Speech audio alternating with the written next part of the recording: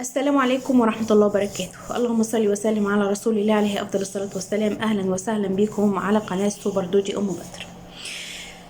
من فترة جت واحدة عملت فيديو وبتشتكي إنها مش لاقية شقة للإيجار، وأنا كمان من الناس اللي ممكن أقع في نفس المشكلة دي، لأن أنا كمان ساكنة في إيجار وبيتجدد عقدي سنة بسنة، وكل سنة صاحب المكان بيغلي علينا عن السنة اللي قبلها.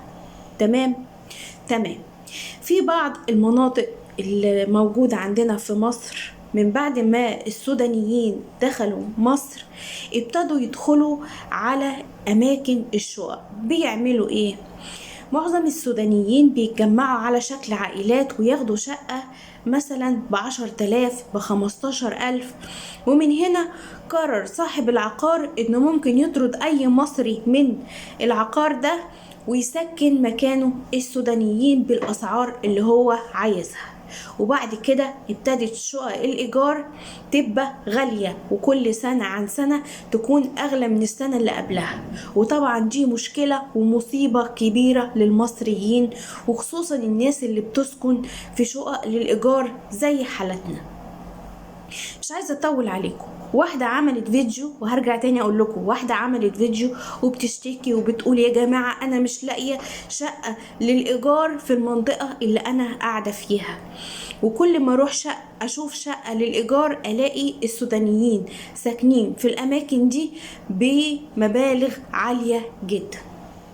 المهم ما طولش عليكم، الواحد عامل زي ما يكون بيصبر على الابتلاءات وبياخد الكلام ويبلعه، يعني مهما نشتكي ومهما نتكلم اللي بيحصل هو اللي بيحصل. طيب نسكت؟ لا ما نسكتش. ازاي البيت بيت ابونا والغرب بيطردونا؟ احنا كده ملناش اي لازمة. تيجي واحدة ملهاش اي 60 في 70 لازمة وتتكلم علينا احنا، بتقول ايه بقى؟ اسمعوا معايا.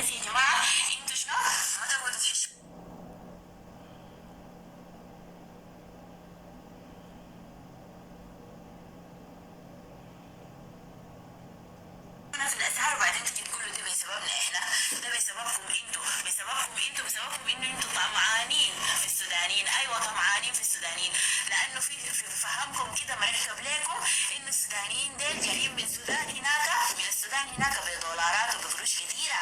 غير كده كمان لما يجي يسجلوا بالمفوضيه، المفوضيه بتديهم الا بالدولار. ما في كلام زي ده يا اخواننا، ما في كلام زي ده. الناس دي هناك في السودان بس عشان احنا عندنا ارقام كبيره وقيمه بسيطه، بس ما اكثر من كده. عشان كده لما انت سوداني يدفع عليك يا مصري ما تفرح انه هو دفع عليك، هو دفع عليك على اساس انه المبلغ بسيط وما فاهم قيمته. ده خصوصا الناس اللي جداد من السودان. لكن لو زول قاعد هنا طول في البلد وعرف الدنيا ماشيه كيف ما بيدفع عليك. زي انا ما كنت داير ادفع للمصريه بس عشان في الاخر شنو ما اتفقت معاها قمت اديتها ال5 جنيه، اعتبرتها صدقه. والله اعتبرتها صدقه، لانه يعني انا متاكده انها جالسه تتشاكل معايا عشان 5 جنيه. عارفاهم وعارفه حركاتهم، يعني بيبلوا الزول وفي الاخر بيجي بيبقى لهم حاجه. ما تحشونا معاكم وتشكشكوا معانا وبعدين تيجي تقولوا شنو انه احنا اللي بنعمل لكم الغلا، وانه احنا انتوا براكم بتحشونا بالاسعار، وفي النهايه بيجي بيبقى لكم حاجه. ايوه بيجي بيبقى لكم حاجه عشان انتوا ما متعودين على الغلا. واحدة ملهاش اي 30 لازمة طالعة بتتكلم علينا احنا يا مصريين، احنا السبب في الغلا، وانتوا السبب، وانتوا اللي بتشتغلونا، وانتوا اللي بتاخدوا فلوسنا، وانتوا. طيب احنا ناس وحشة، احنا ناس فينا اللي مكفينا. انتوا داخلين بلدنا تعملوا ايه؟ تولعوها اكتر؟ انتوا والناس اللي زيكم جايين تتكلموا على المصريين وعيشتهم، بياخدوا فلوسكم، بيعملوا بيسووا، قاعدين عندنا في مصر ليه؟ ما تروحوا البلاد التانية ايا كان بلد انتوا قاعدين فيها. هل انتوا بتطلعوا وبتتكلموا بتقولوا ان مثلا لو انتوا ساكنين في لبنان، لو انتوا ساكنين في ليبيا، لو انتوا ساكنين في اي حتة تانية غير مصر، بتطلعوا تتكلموا على المصريين؟ لما يكون واحدة طالعة بتشتكي بسبب الغلاء وبالأكل والشرب والسكن والحكاية والرواية، وبتقول السودانيين قاعدين عندنا في مصر بمبالغ كبيرة جدا وبالتالي اترفع سعر الأسعار، هل هي شتمت فيكو؟ هل هي اتكلمت وقالت كلام غلط عليكو؟ طب ما هو ده اللي بيحصل. داخلين بلدنا بتاكلوا من أكلنا وبتاكلوا من شربنا بفلوسكو. محدش قال حاجة، ما هو محدش هيجبي عليكم، بس ما تجوش قاعدين عندنا في بيتنا وتغلطوا فينا. مش عاجبكوا بيتنا؟ امشوا، سيبوا البلد وسيبوها.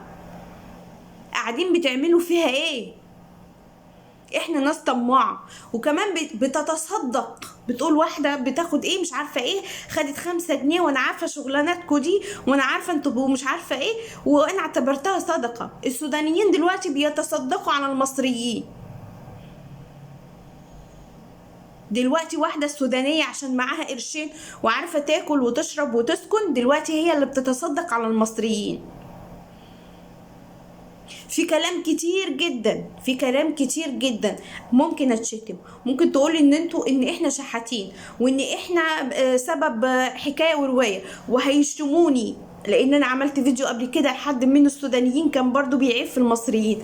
هتشتم، وانا عارفة متأكدة ان اول ما اطلع بالفيديو بتاع السودانية دي برضو هتشتم. ماشي، اشتموني، تمام، لكن انتوا ناس ولا تسوى، لا ليكوا ملة ولا ليكوا دين ولا ليكوا بلد. لما تسيبوا بلدكوا مضروبة ومالكوا وارضكوا وجايين ارض ناس تانية وجايين عايزين تسكنوا فيها وبتتكلموا عليها، يبقى انتوا ناس ولا تسوى، لا ليكوا دين ولا ملة. احنا ناس راضين بالغلا وراضين بالسكن العالي وراضين بكل حاجة وبنحمد ربنا وماسكين في الارض دي بايدينا واسناننا، لا بنسيبها لناس غرب ولا بنسيبها الناس تاكل فيها وتنهش فيها.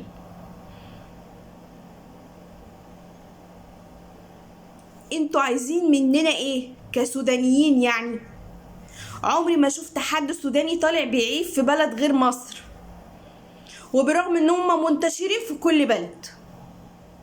يعني انتوا مالكوش بلد واحدة،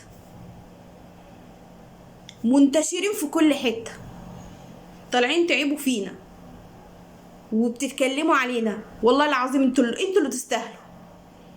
يعني الناس اللي بتسكن السودانيين وبتفضلهم عن المصريين، انتوا اللي تستاهلوا كل كلمة تتقال عليكم.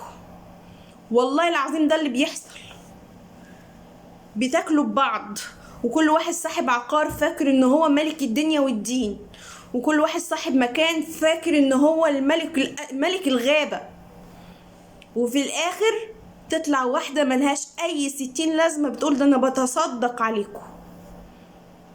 والله ما في غير كلمة واحدة، حسبي الله ونعم الوكيل في كل واحد السبب في اللي بيحصل لكل مصري، ولكل إهانة لكل مصري بتحصل له نفس المشكلة دي.